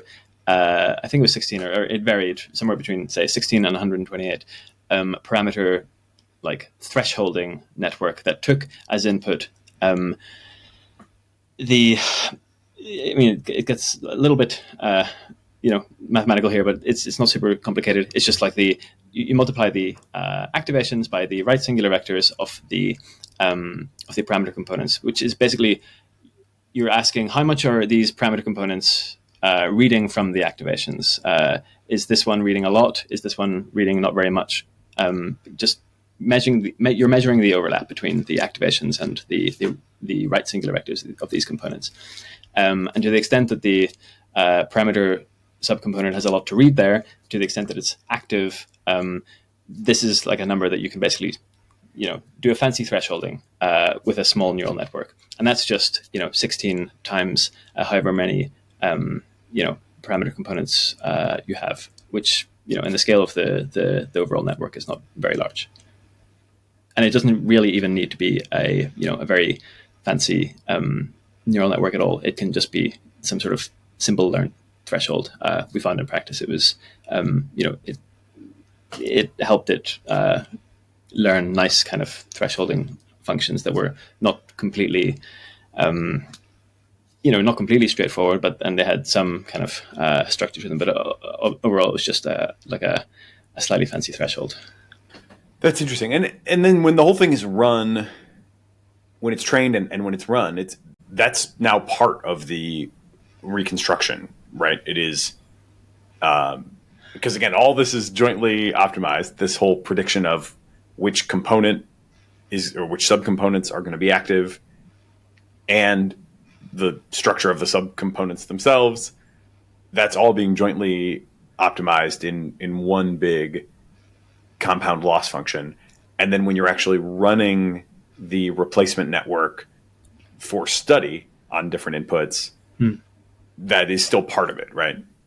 It can, and usually is part of it, but you can throw away this causal importance network and just sum up the parameters of sum up all these subcomponents together and just run it like the original model. And if training has gone well, this should look very much like just running the original model. Now it's like running everything with a mask of 1 instead of 0. It should do exactly the same thing. And the causal importance function is not necessary. What the causal importance function is letting you do is basically telling you which parts are actually being used on this input. And you can imagine a world where you can throw away. Suppose there was a subtask of particular interest. You might be able to throw away most of the network and only keep the parameter subcomponents that are used on this distribution of interest. And that may indeed, depending on how large the model is, may indeed be a a much smaller set of parameters than the whole model. But that's future work. Yeah, interesting. Okay. So why does this work better? I guess, how does it work better? Tell us about the results of, maybe go problem by problem that we had in the last version and talk about the updates. You can get into the maybe toy problem, compare and contrast. And then again, I'm really interested in sort of, do you have any intuition for why this works? It still seems very magical that all this just shakes out. Yeah. So I think with regard to attributions, this is just much closer to what we actually wanted from gradient attributions. It doesn't have the kind of biases that gradients would have. That it should, for instance, be able to tell us, it should be able to cope with the saturated attention case that I mentioned, earlier when we were talking about the gradient attributions. I think it might also be time to revisit the garbage component that you mentioned, where, because basically, I think we were talking about a case where maybe the network has learned the subcomponents, and in fact, maybe the subcomponents are actually doing a slightly different algorithm from the original network, but because in APD you could switch them off and never activate them. Well, you can kind of compensate for one component that is active doing a different thing while still summing up to the parameters of the original network. In stochastic parameter decomposition, you can't really do that anymore because you're just randomly activating every part of the network basically all the time. And if it is doing something that it shouldn't be doing, that's going to modify the activations in a way that the original network just didn't modify the activations, and so it's going to be bad for the loss. And it's important to realize that we're not actually able to turn off subcomponents in SPD. There's no dead components or anything. What it means for it to be a dead component is that you not that you never activate, but that you activate with always randomly. And I think this is just fundamentally different from just being completely silenced all the time, and gets rid of a lot of pathologies like the one that you mentioned. And it also gets around this idea of the discontinuity that I mentioned in the top K optimization, where it's no longer the case that you're only activating the top K and the rest are silent. Everything again is active all the time, which means that if you're in APD where you're using top K, well, if you're silenced, well, gradients aren't really flowing through you. You can't really learn to be your parameters of your parameter components can't really learn to be better. Whereas if you're always on randomly all the time, well, gradients are always flowing through every subcomponent, and so it feels just like there's a lot more continuity in the learning process. And this pans out in terms of it's not so much the algorithm is still somewhat you still need to get hyperparameters somewhat right. However, it's just not in attribution based parameter decomposition, where not only was it sensitive, but it was just not well behaved. You changed it one way and it changed in a kind of unpredictable fashion, where at least in stochastic parameter decomposition, fine, there's a range in which you need your hyperparameters to exist. But because things are well behaved, you can actually just find them without having to it's just easier to understand which thing you need to change in order to get to the right solution. So it's just much nicer to work with than the previous algorithm. Now, that said, the method that we introduced in the paper is just not, it's not perfect. There's plenty of things that even since publishing that paper, we've focused on changing and found better versions for sampling this randomness and the gates we used in the causal importance functions and so on, just to make it a better behaved algorithm overall. And there's still optimization on algorithms to do, but it is just significantly better to work with than the previous method, which makes us excited for scaling this up to larger models, which we've begun to do for, e.g., like small transformers, including language models. Okay, let's talk about then feature splitting. You had said that some of the results here show that the new method avoids feature splitting. I guess, and coming from an SAE perspective, like I sort of think feature splitting is good. I think of it as being just like as I make my SAE bigger and bigger, then I get like finer grained resolution on the features, and I expect to see these sort of vanilla get resolved into like French vanilla and normal vanilla or whatever, and that seems good. But tell me, like, in what sense is it bad, and like in what sense why are we glad, and how has this helped us avoid that problematic version of feature splitting? Yeah. So we've talked already about one of the examples with the cat in a number of different positions, and it's not clear whether or not the network really is actually like using, in some sense, these like more fine-grained features that you can identify. And so this is just from a practical point of view, we don't want our explanations to explain more than they need to.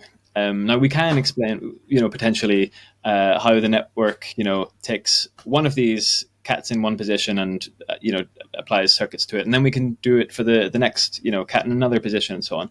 But like, we're wasting our time if the network is just not really using these variables in its algorithms, and so we basically want to avoid doing unnecessary explanation. We want our descriptions of what the network is doing to be minimal in some sense.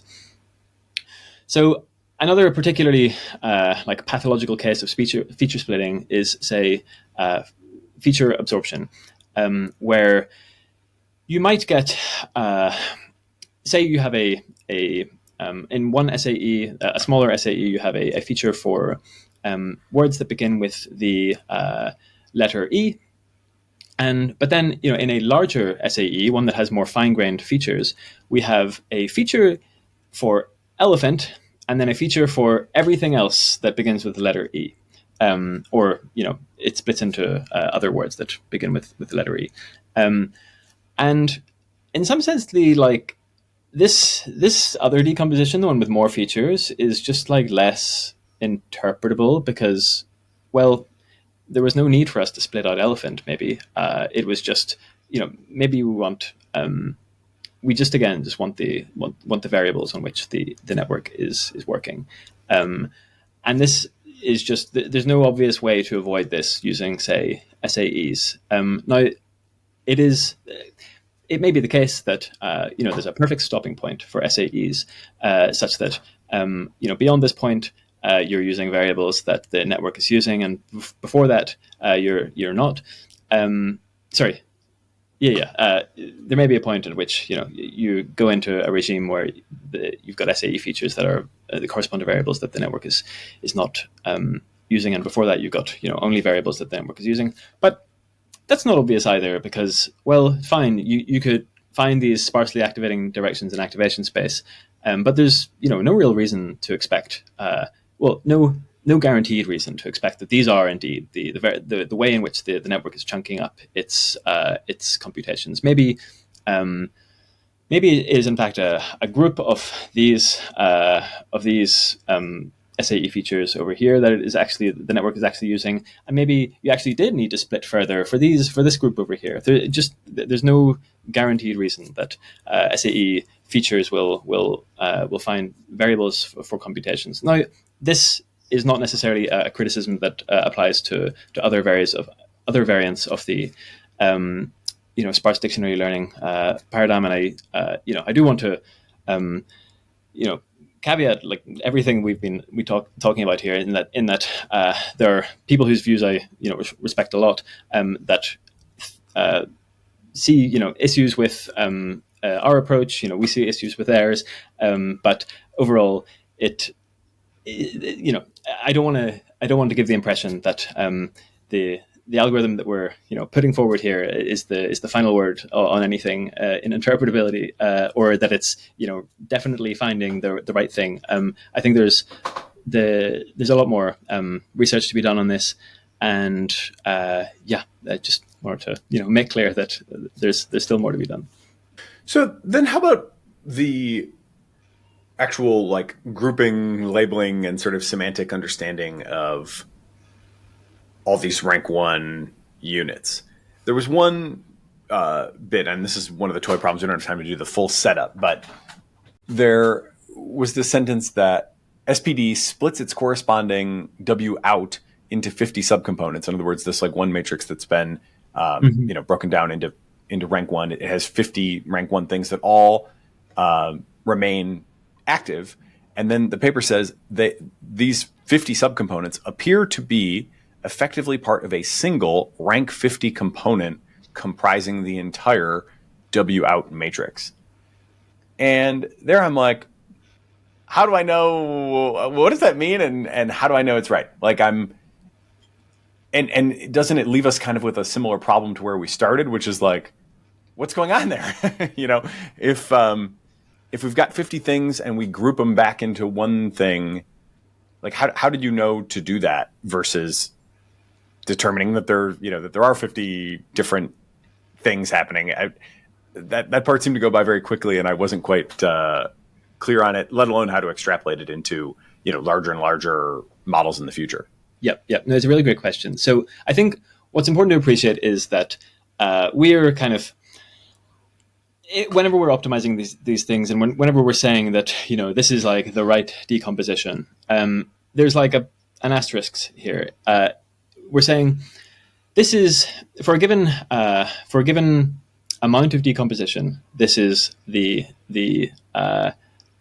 decomposition that breaks it up into as few components as is necessary to explain a given level of functionality of the network.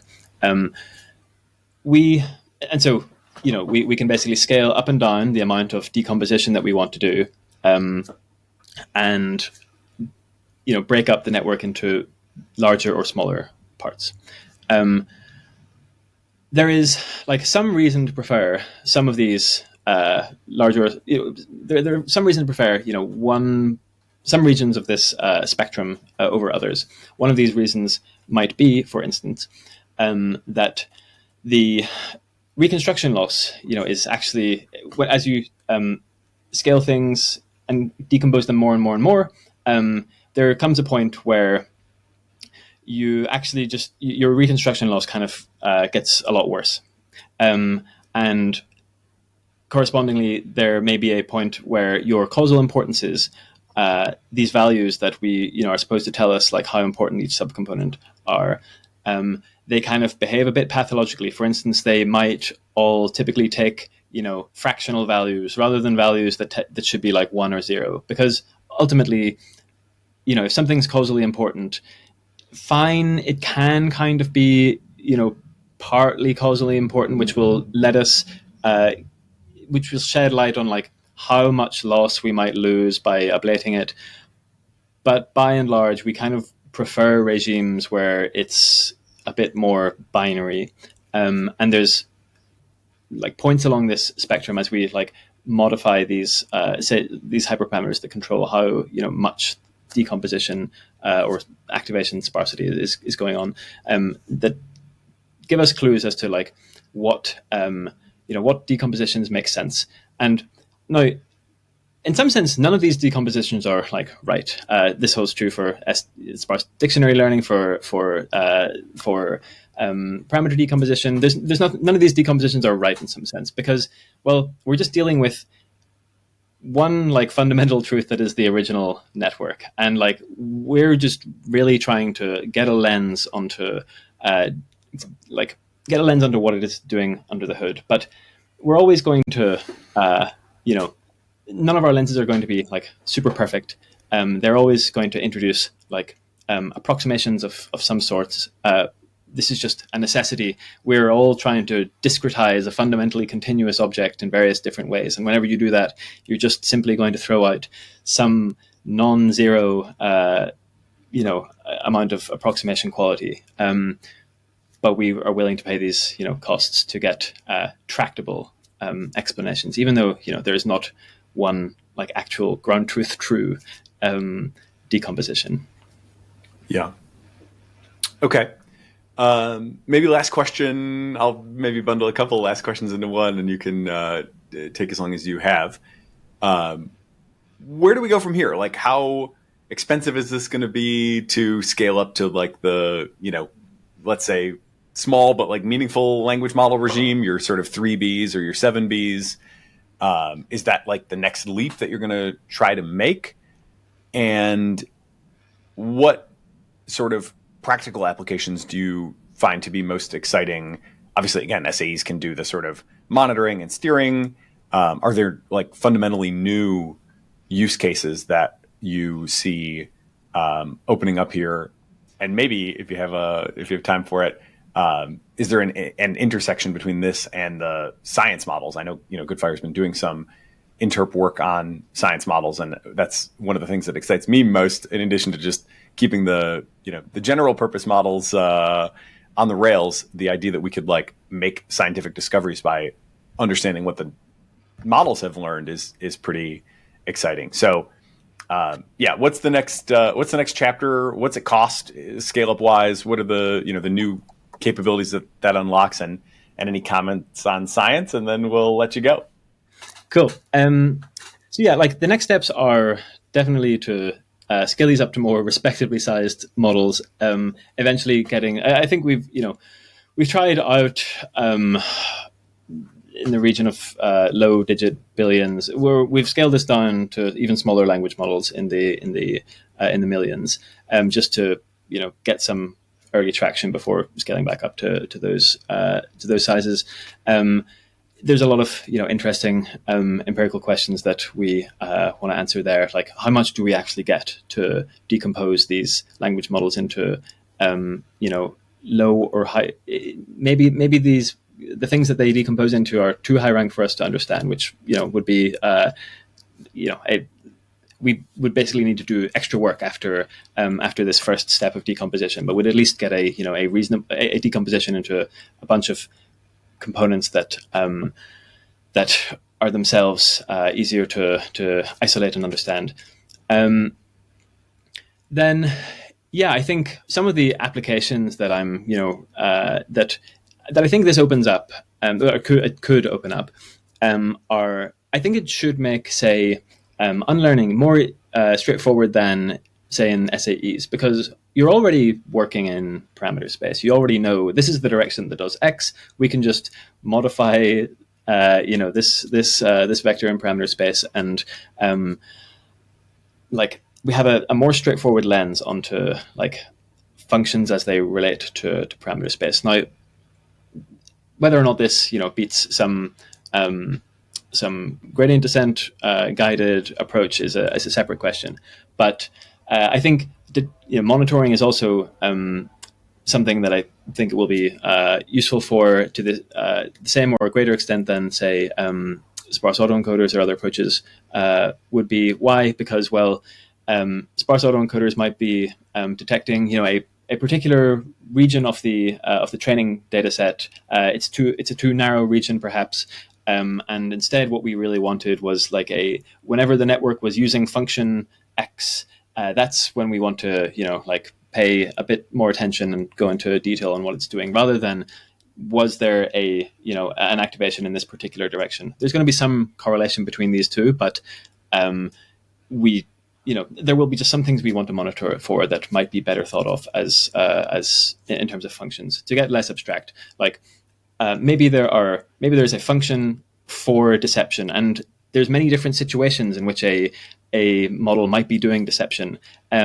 The input directions might be different, and so the intermediate computations might point in different directions in a way that like SAEs might struggle to identify as this is the one direction that does deception. It may instead have many different directions that do this, but in stochastic parameter decomposition and other we hope later versions of this approach might be able to identify the individual components that are doing this functionality. And then lastly, we really want to extract knowledge from these models, some of which are superhuman at some tasks that we've trained them to do, and we want to be able to, actually think in the terms that the network itself is thinking in, because that's that is the knowledge in some sense that the network is using, and so we hope that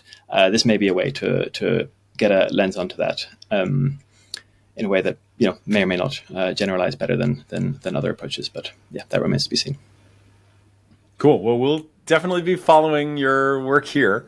It's fascinating stuff, and I'm glad to have you on. While we're still in the relatively early phases of it, I think the this mega project of figuring out why these things do what they do, and if there's any way to really make ourselves confident that we're going to be able to predict what they're going to do in novel circumstances, is about as high a priority as any in my mind. So I appreciate that you're working hard and have taken at least one good bite out of that problem. And I'm really looking forward to hopefully seeing this line of work mature into something that can tackle the biggest models and the hardest problems. It'd be great to ablate that deception circuit if we can find it. So any other thoughts you want to leave people with before we break? I think that's honestly it, Nathan. It's been a really great conversation. Yeah, we had a lot of fun. And yeah, just super pleased to be on. Lee Sharkey, Principal Investigator at mechanistic interpretability startup Goodfire. Thank you for being part of the Cognitive Revolution. If you're finding value in the show, we'd appreciate it if you'd take a moment to share it with friends, post online, write a review on Apple Podcasts or Spotify, or just leave us a comment on YouTube. Of course, we always welcome your feedback, guest and topic suggestions, and sponsorship inquiries, either via our website, cognitiverevolution.ai, or by DMing me on your favorite social network. The Cognitive Revolution is part of the Turpentine Network, a network of podcasts where experts talk technology, business, economics, geopolitics, culture, and more, which is now a part of A16Z. We're produced by AI Podcasting. If you're looking for podcast production help for everything from the moment you stop recording to the moment your audience starts listening, check them out and see my endorsement at aipodcast.ing. And finally, I encourage you to take a moment to check out our new and improved show notes, which were created automatically by Notion's AI Meeting Notes. AI Meeting Notes captures every detail and breaks down complex concepts so no idea gets lost. And because AI Meeting Notes lives right in Notion, everything you capture, whether that's meetings, podcasts, interviews, or conversations, lives exactly where you plan, build, and get things done.